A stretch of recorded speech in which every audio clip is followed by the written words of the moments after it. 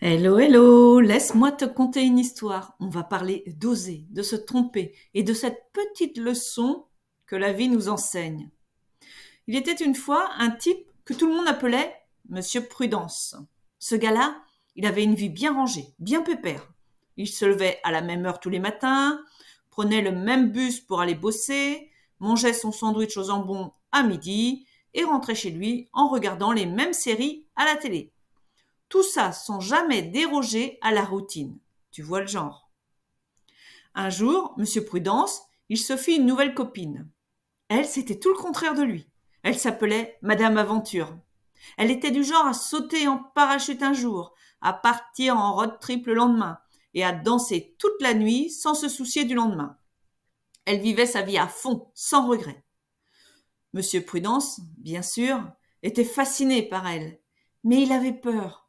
Peur de l'inconnu, peur de sortir de sa zone de confort. Et chaque fois que Madame Aventure lui proposait de partir à l'aventure, il répondait non, non merci, je préfère rester à la maison. Pendant des mois, Monsieur Prudence resta bien au chaud dans sa routine, mais il ne pouvait s'empêcher de penser à ce qu'il ratait. Il se demandait si, peut-être, il devrait oser, comme Madame Aventure. Alors, un jour, il se lança. Il décida de dire oui à une proposition folle de Madame Aventure. Ils partirent pour un voyage à l'autre bout du monde. Monsieur Prudence avait peur, mais il était aussi excité. Et devine quoi? Il se trompa, encore et encore. Il se perdit dans une ville étrangère, il essaya des plats bizarres, il dormit sous les étoiles, et il découvrit des merveilles qu'il n'aurait jamais imaginées.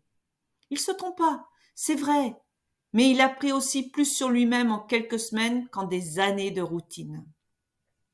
Quand ils rentrèrent, Monsieur Prudence était différent. Il avait compris que l'erreur n'était pas une chose à éviter, mais une chose à embrasser. Il avait appris que c'était en osant se tromper qu'il avait vraiment vécu. Il avait appris que la vie, c'était comme un grand terrain de jeu et que parfois, il fallait prendre des risques pour vraiment s'amuser. Alors voilà, la morale de cette histoire, c'est que quand on ose, on se trompe parfois, mais on vit aussi pleinement. Et quand on n'ose pas, on se trompe toujours parce qu'on passe à côté de toutes les merveilles que la vie a à offrir. Alors, si cette histoire t'a plu, partage-la avec tes amis et rejoins-moi sur mon groupe Facebook Nadia Payer Coach. On y partage des histoires, des conseils et on se soutient mutuellement pour oser vivre pleinement. Alors, à bientôt, aventurier de la vie.